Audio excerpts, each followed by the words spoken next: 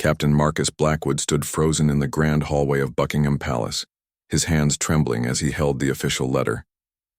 The royal seal felt heavy between his fingers, and the words on the parchment seemed to burn into his mind. After 25 years of loyal service to the crown, his world was crashing down around him. The morning had started like any other. Marcus had risen at dawn, polished his ceremonial sword, and prepared for another day protecting the royal family. He had served 3 generations of monarchs, earning medals for bravery and commendations for his unwavering dedication. His spotless record was the pride of his life, something he had built with blood, sweat, and countless sleepless nights. But now everything was different. The letter accused him of the unthinkable, stealing the Queen's most precious jewels. The crown jewels collection had been his responsibility for the past 5 years. He knew every diamond, every ruby, every sapphire by heart. The thought of betraying that trust made his stomach turn. The missing pieces were no ordinary jewelry. Among them was the legendary moonlight sapphire, a stone said to bring peace to the realm. There was also the golden rose brooch, worn by queens for over 2 centuries, and the Star of Windsor, a diamond necklace that had belonged to Queen Victoria herself. These weren't just valuable objects, they were pieces of history, symbols of the monarchy's enduring power. Marcus remembered the exact moment when the theft was discovered. Lady Catherine Pemberton, the Queen's personal assistant, had been preparing for a state dinner when she noticed the empty cases. Her screams had echoed through the palace corridors, bringing guards running from every direction. The secure vault had been opened with the correct codes, and there were no signs of forced entry. Only a select few people had access to those codes. The investigation had been swift and thorough. Security cameras showed Marcus entering the vault alone on the night in question. His keycard had been used at precisely 11:47 p.m. The evidence seemed overwhelming, but Marcus knew he was innocent. He had been at home that evening, watching television with his wife Margaret. She could vouch for him, but who would believe the word of a guard's wife over concrete evidence? The palace corridors that had once felt like home now seemed cold and threatening. Fellow guards avoided his gaze. Whispers followed him wherever he walked. Some looked at him with disappointment, others with disgust. These were men he had trained, fought alongside, trusted with his life. Now they saw him as a traitor. His commander, General Harrison, had been particularly harsh during the questioning. The old soldier's eyes had been filled with contempt as he demanded answers Marcus couldn't give. 25 years, Blackwood, he had said, shaking his head. I trusted you with my daughter's life, and this is how you repay that trust? The media had somehow caught wind of the story. Reporters camped outside his modest home in Windsor, shouting questions and taking pictures whenever he appeared. His wife Margaret had stopped leaving the house altogether, too ashamed to face the neighbors. Their teenage daughter Emma had been forced to change schools after classmates began calling her father a thief. Marcus thought about his father, who had also served in the Royal Guard. The old man had died believing his son was a hero, someone who protected the realm's most sacred treasures. If he were alive today, the shame would have killed him anyway. The family name that had been built over generations was now mud. The palace had given him one final chance, a last opportunity to redeem himself. If he could return the jewels within 7 days, the charges would be dropped quietly. No trial, no public disgrace, just a quiet resignation and a pension that would see his family through. But if he failed, he would face the full weight of the law. Treason charges, life imprisonment, and the complete destruction of everything he held dear. Standing in that hallway, Marcus made a decision that would change everything. He would not go down without a fight. If someone had framed him, he would find out who and why. The real thief was still out there, walking free while an innocent man took the blame. He had 7 days to clear his name and save his family's honor. The clock on the wall chimed noon. 6 days and 12 hours remaining. Marcus folded the letter carefully and placed it in his uniform pocket. He straightened his shoulders, adjusted his ceremonial sword, and walked toward the exit with purpose. The hunt for the truth was about to begin, and he would not rest until justice was served. Marcus Blackwood's investigation began in the most unlikely place, the palace kitchens. He knew that servants saw everything, heard everything, but were rarely questioned about important matters. If someone had been planning to frame him, they might have let something slip in front of the staff. Mrs. Eleanor Hartwell had worked in the royal kitchens for 30 years. She was a grandmother figure to many of the younger staff and had always been kind to Marcus. When he approached her during the morning tea break, she looked around nervously before agreeing to speak with him privately. "I shouldn't be talking to you, Captain," she whispered, wringing her hands in her apron. "But I've known you since you were a young guard, and I can't believe you'd do such a thing." Her weathered face showed genuine concern as she led him to a storage room filled with flour sacks and canned goods.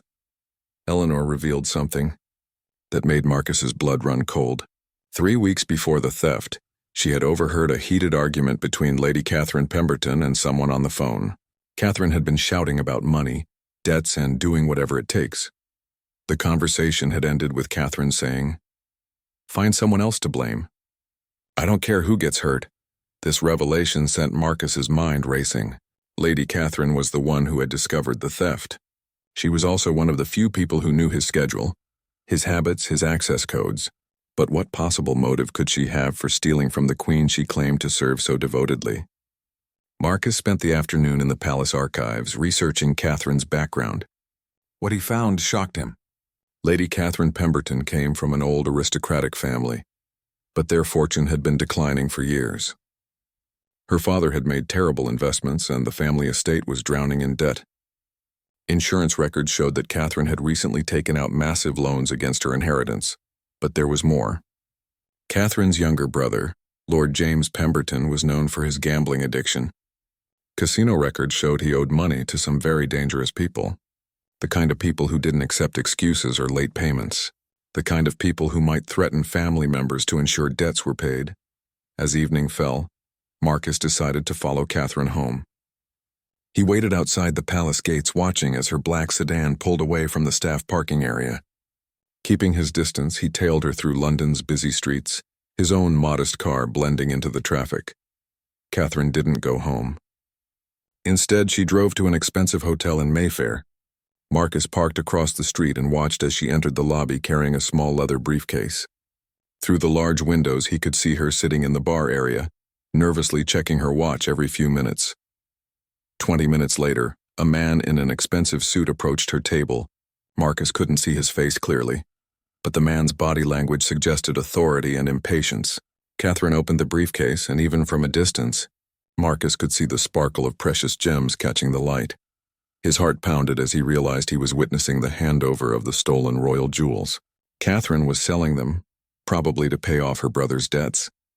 But Marcus needed proof, something concrete that would clear his name and expose the real thief. He quickly took out his phone and started recording, but the hotel windows were too far away to capture clear evidence. Frustrated, he decided to get closer. Marcus left his car and walked casually toward the hotel entrance, pretending to check his own phone while keeping the camera pointed toward the bar. As he got closer, he could see more details. The man buying the jewels had a distinctive scar running down his left cheek and wore several expensive rings. Catherine looked terrified, her hands shaking as she passed items from the briefcase. This wasn't a willing partnership. She was being forced into this situation. Suddenly, the scarred man looked up and his eyes met Marcus's through the window. For a split second, both men froze. Then the buyer grabbed Catherine's arm roughly and said something that made her face go white with fear. They quickly gathered the briefcase and headed toward the hotel's back exit. Marcus ran around the building, hoping to follow them. But by the time he reached the alley behind the hotel, they were gone. A black limousine was just pulling away, its tinted windows hiding whoever was inside. He managed to catch part of the license plate number, but it wasn't enough to trace the vehicle.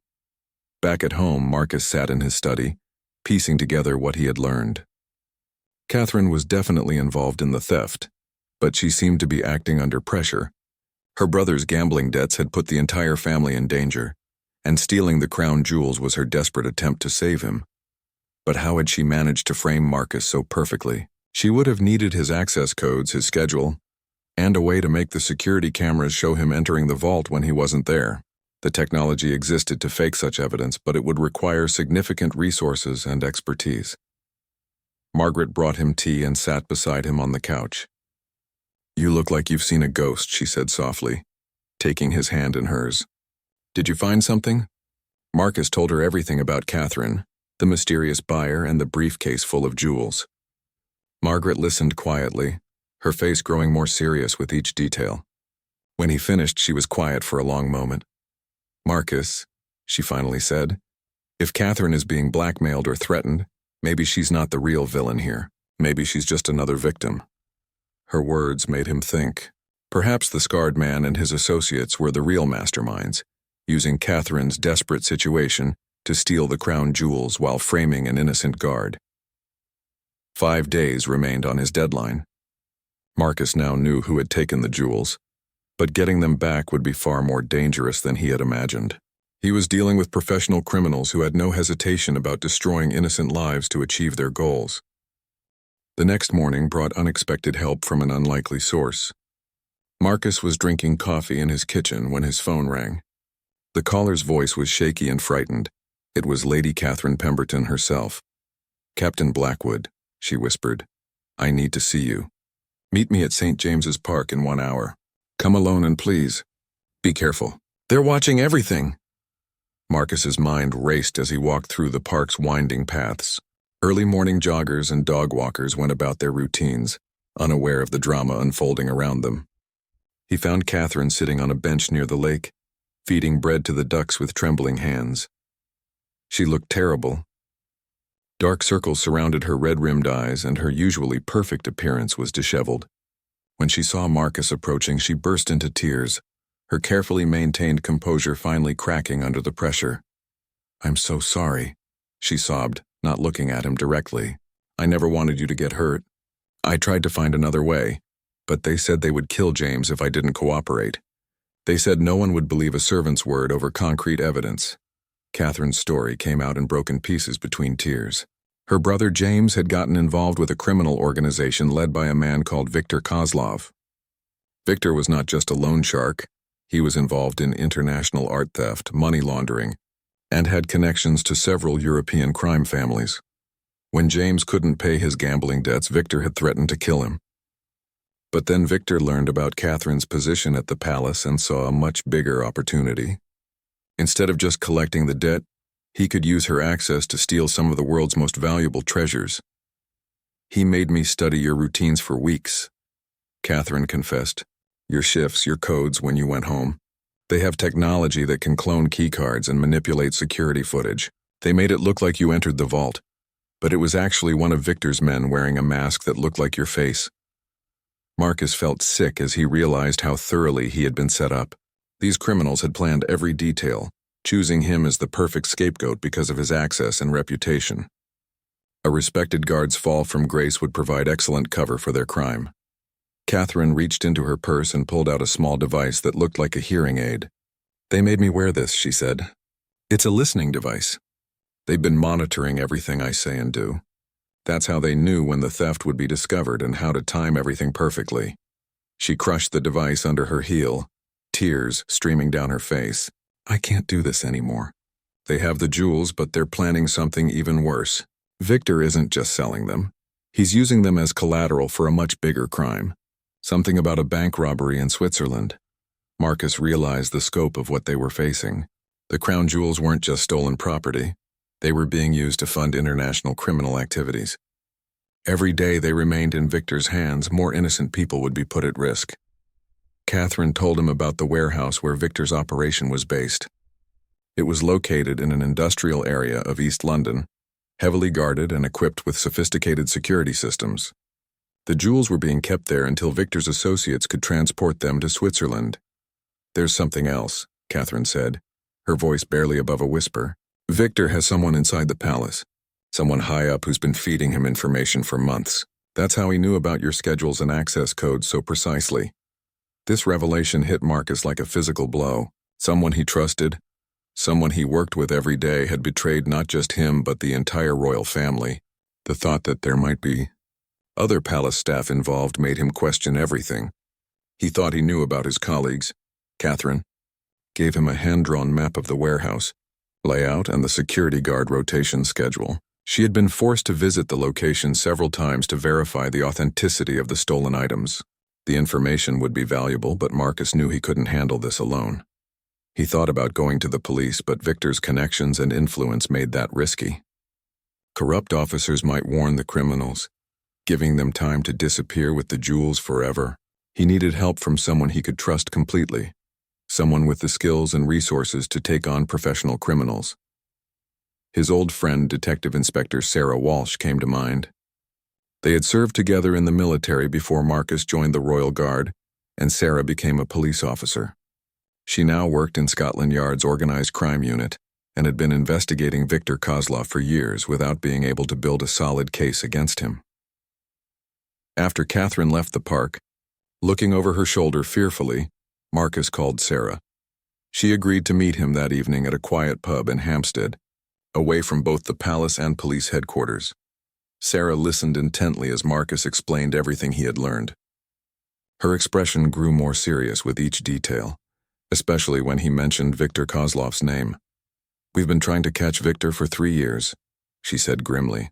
"He's responsible for at least a dozen major thefts across Europe, but he always stays one step ahead of the law. If he has the crown jewels, this could be our chance to finally bring him down."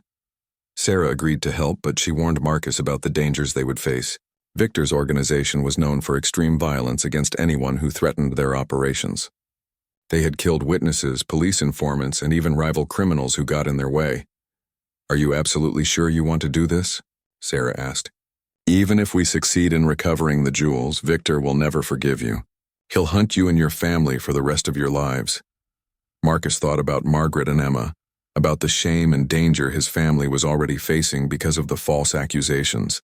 He thought about his 25 years of loyal service and the honor he had spent his lifetime building.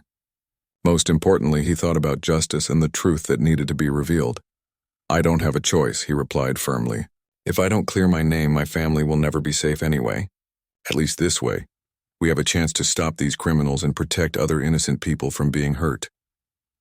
4 days remained until his deadline. The real fight was about to begin. Sarah Walsh assembled a small team of trusted officers for the mission. They couldn't use official police resources without alerting Viktor's contacts within law enforcement, so everything had to be done quietly and unofficially. The team included Detective Constable Michael Chen, an expert in surveillance technology, and Sergeant Emma Rodriguez, a specialist in tactical operations. They spent 2 days watching the warehouse from various positions, studying the guard patterns and security measures. The building was a fortress, high walls topped with razor wire, security cameras covering every angle, and armed guards patrolling the perimeter around the clock. Marcus felt frustrated by the waiting and watching. Each hour that passed brought him closer to his deadline, and he worried that Viktor might move the jewels to another location. But Sarah insisted on thorough preparation. "We only get one chance at this," she reminded him. "If we fail, Viktor disappears forever and you spend the rest of your life in prison." On the second night of surveillance, they witnessed something that changed their entire plan. A delivery truck arrived at the warehouse around midnight, and several men began loading wooden crates into the vehicle. Through high-powered binoculars, Marcus could see Viktor himself supervising the operation. "They're moving the merchandise," Sarah whispered into her radio. "This might be our only opportunity." The team quickly repositioned themselves along the truck's likely route. Their plan was to follow the vehicle to its destination and intercept it at a vulnerable point. But Viktor was too experienced to make things easy for them. The truck took a complicated route through London's industrial districts, making unexpected turns and doubling back on itself several times. It was clear that Viktor suspected he might be followed. At one point, the truck stopped in an empty parking lot for 10 minutes, while armed men got out and scanned the area for surveillance. Marcus held his breath as one of the gunmen walked within 20 feet of their hiding spot, behind the abandoned building. The man's hand rested on his weapon as he studied the shadows, but after what felt like an eternity, he returned to the truck and they continued their journey. The truck's final destination was a private airfield on the outskirts of London. A small cargo plane was waiting on the runway, its engines already warming up for departure. Marcus realized with growing panic that they were about to lose the crown jewels forever. Sarah made a quick decision. "We move now," she ordered. "Chen, disable their communications. Rodriguez, take the high ground and provide cover. Marcus, you're with me." The team moved into position with military precision. Chen used an electronic jamming device to block radio signals from the airfield, preventing Viktor's men from calling for reinforcements.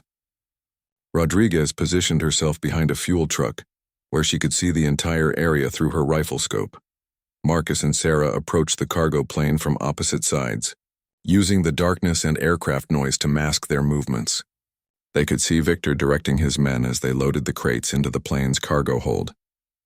The crown jewels were so close Marcus could almost touch them. Then something went wrong. One of Victor's guards spotted Rodriguez's position and shouted a warning. Gunfire erupted across the airfield as the criminals took cover behind vehicles and equipment. The careful plan dissolved into chaos within seconds.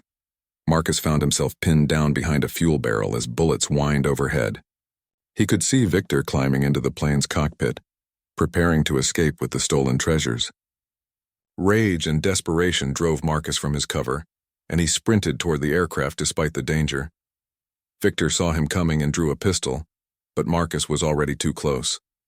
They collided just outside the plane's door, both men fighting desperately for control of the weapon.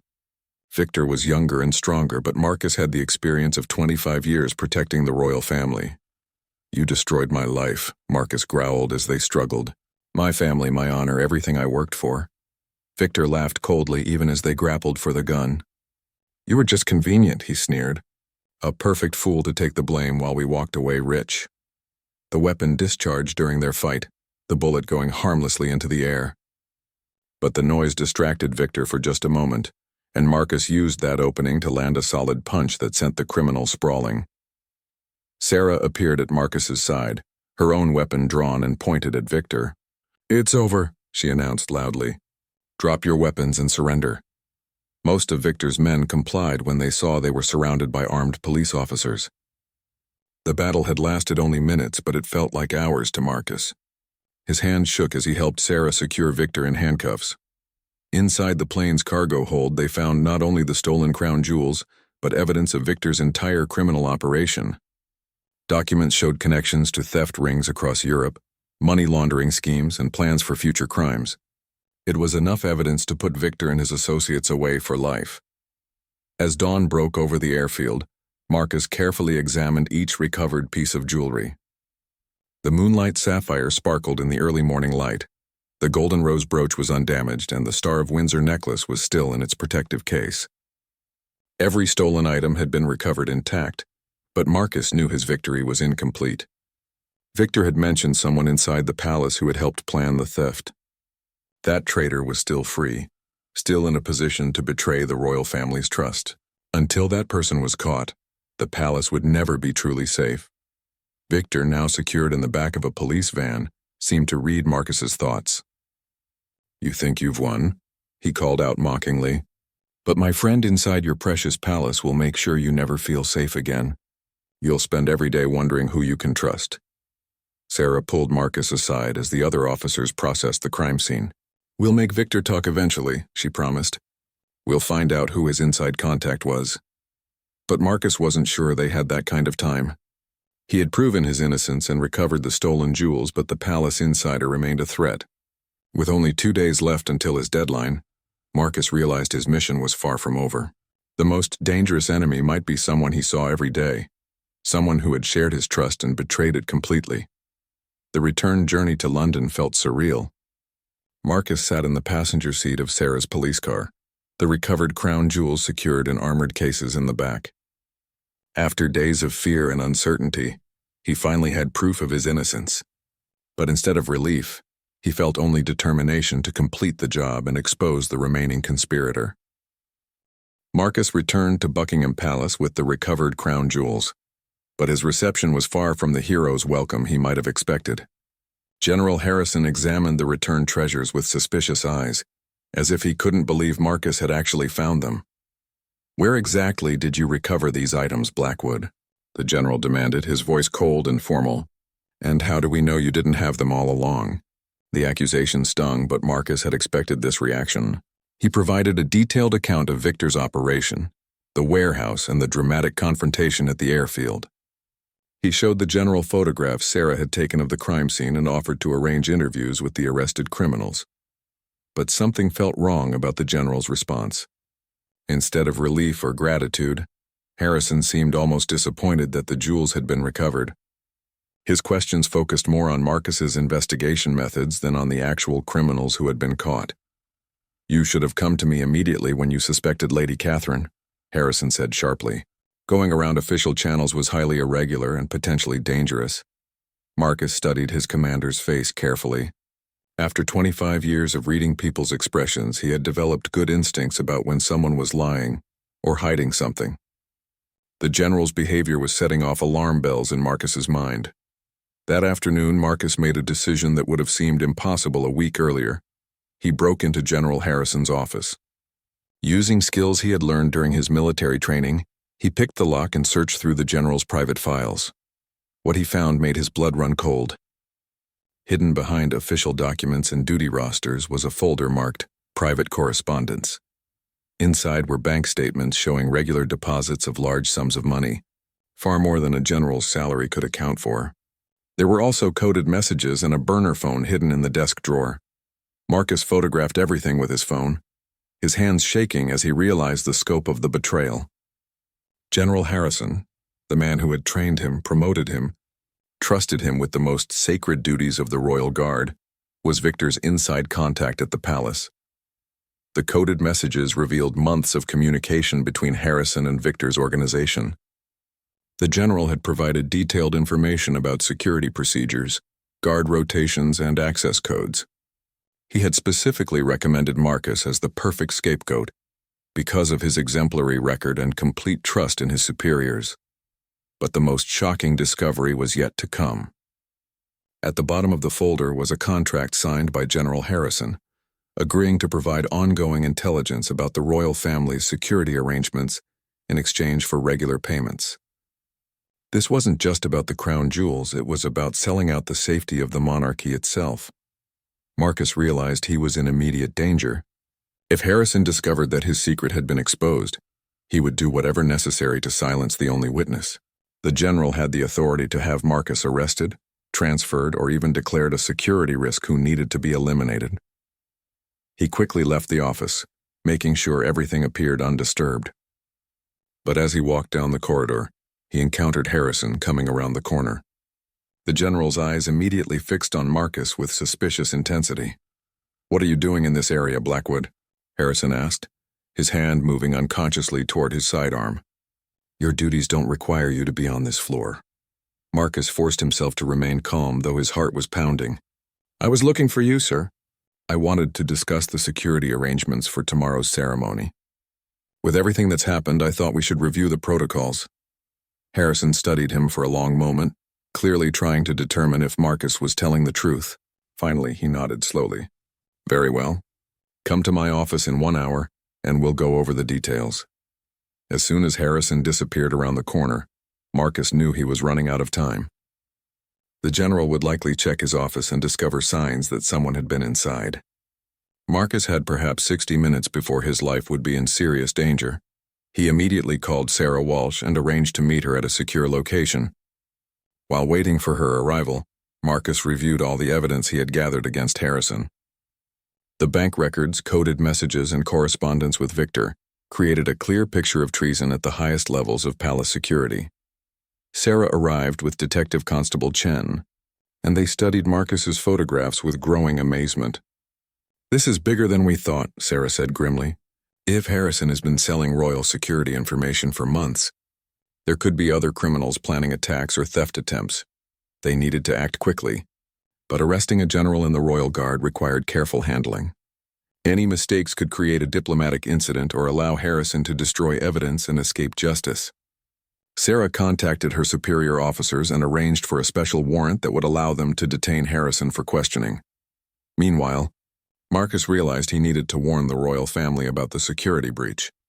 If Harrison had sold information about their schedules and protection details to criminals, they could be in immediate danger. He requested an emergency meeting with the Queen's private secretary, Sir Robert Worthington. Sir Robert listened to Marcus's report with growing alarm. The idea that General Harrison might be a traitor seemed impossible to believe, but the evidence was overwhelming. Within minutes, additional security measures were put in place throughout the palace, and the Queen's public schedule was quietly modified to eliminate potential risks. As evening approached, Marcus knew the moment of truth was coming. Harrison would be expecting him for their meeting about security protocols. Instead, he would find himself face to face with police officers armed with an arrest warrant. Marcus positioned himself where he could watch Harrison's office from a safe distance.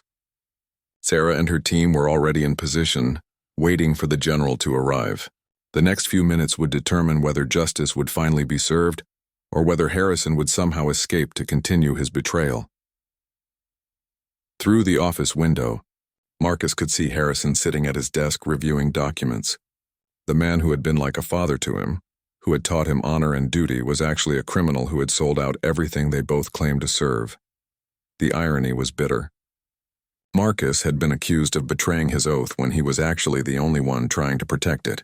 Now, as police officers prepared to arrest the real traitor, Marcus wondered how many other secrets and lies might be hidden within the palace walls. Tomorrow would bring answers, but tonight would bring justice. The time for hiding and deception was finally coming to an end.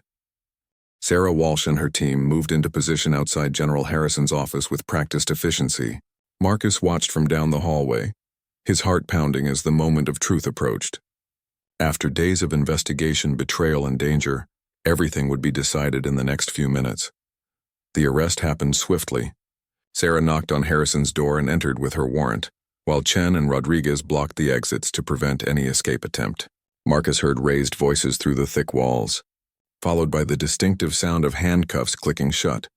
When the office door opened again, Marcus saw General Harrison being led away in custody, his face a mask of rage and defeat. As they passed each other in the corridor, Harrison's eyes met Marcus's with pure hatred. "You think you've won, Blackwood?" Harrison snarled, struggling against his restraints. "But you have no idea how deep this goes. There are others, and they won't forget what you've done." The threat sent chills down Marcus's spine, but he stood his ground. 25 years I served under you," he replied quietly. "I trusted you with my life, and you betrayed everything we swore to protect." Harrison laughed bitterly as the officers led him away. "You still don't understand, do you? The monarchy is dying, Blackwood. I just found a way to profit from its collapse." After Harrison's arrest, the investigation expanded rapidly. His office was searched thoroughly, revealing even more evidence of his criminal activities. Computer records showed that he had been selling palace security information to multiple criminal organizations, not just Victor's group. The scope of Harrison's betrayal was staggering. He had provided detailed floor plans of royal residences, schedules of security sweeps, and even personal information about individual guards' weaknesses and loyalties. Several attempted thefts and security breaches over the past year could now be traced directly to information Harrison had sold. Lady Catherine Pemberton was also arrested, but her cooperation with the investigation led to reduced charges. She provided crucial testimony about Victor's operation and helped identify other members of the criminal network. Her brother James was placed in protective custody after receiving death threats from Victor's associates who blamed him for the operation's exposure. The media response was explosive. News of corruption within the Royal Guard dominated headlines for weeks, but the focus gradually shifted from accusations against Marcus to praise for his determination to uncover the truth. Television interviews portrayed him as a hero who had risked everything to protect the crown. Marcus found the attention uncomfortable. He had never sought fame or recognition, only the chance to clear his name and protect his family. During a press conference at Scotland Yard, he deflected most questions and insisted that the real heroes were the police officers who had helped bring the criminals to justice. The Queen herself requested a private meeting with Marcus to personally thank him for his service. Standing in the same palace rooms where he had once been accused of treason, Marcus felt a profound sense of vindication. Her Majesty's words were simple but meaningful. "Captain Blackwood, your loyalty has been proven beyond any doubt. The crown is in your debt." Victor Kozlov and his remaining associates were sentenced to lengthy prison terms. During his trial, Victor revealed more details about Harrison's involvement, painting a picture of a corrupt officer who had been selling royal secrets for nearly 2 years. The stolen crown jewels were returned to their secure vault, and new security measures were implemented throughout the palace. General Harrison's trial was even more sensational.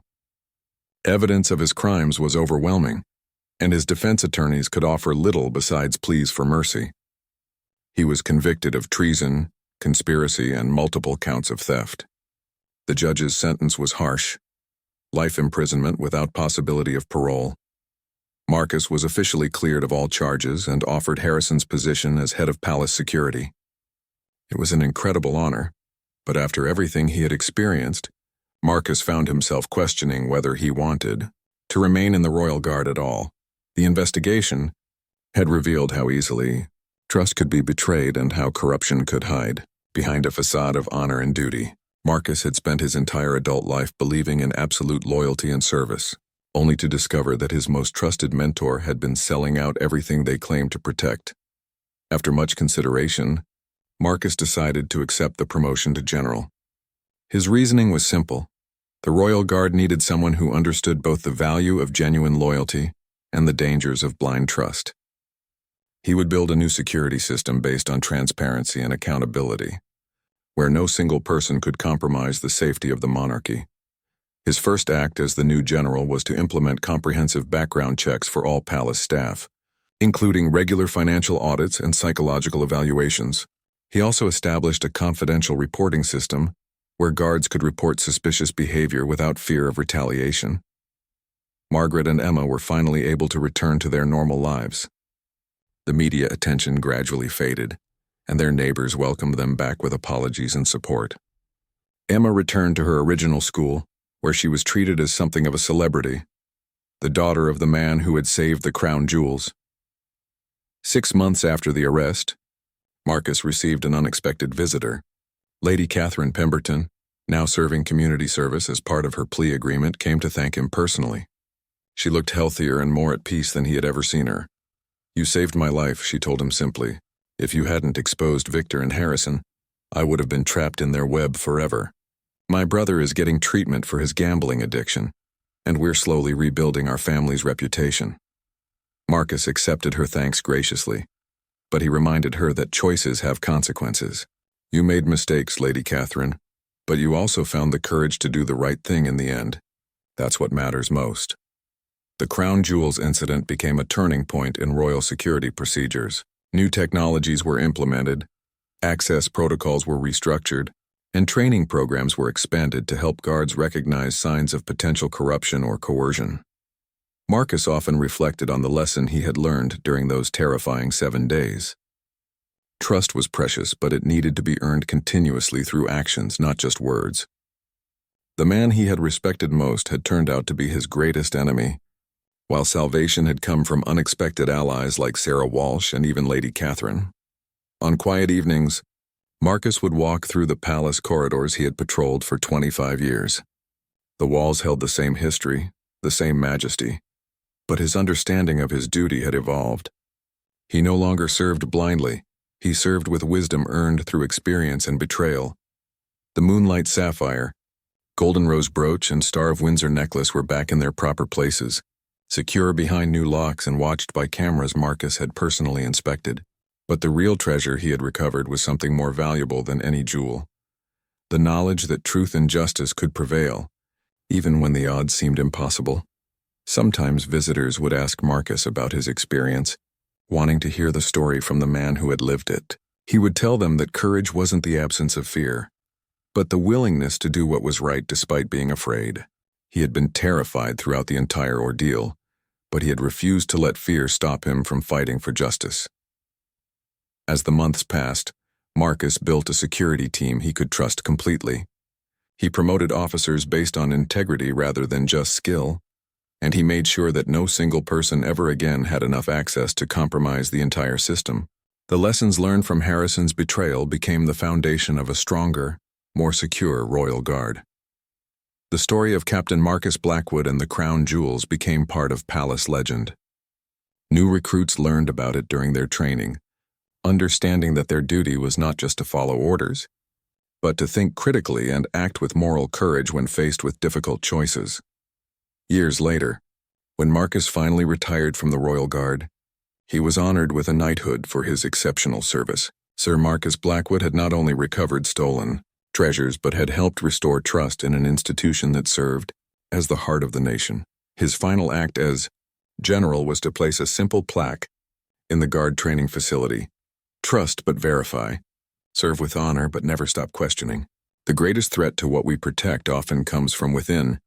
It was a lesson written in his own blood, sweat, and tears, and one that would guide future generations of guards in their sacred duty to protect the crown.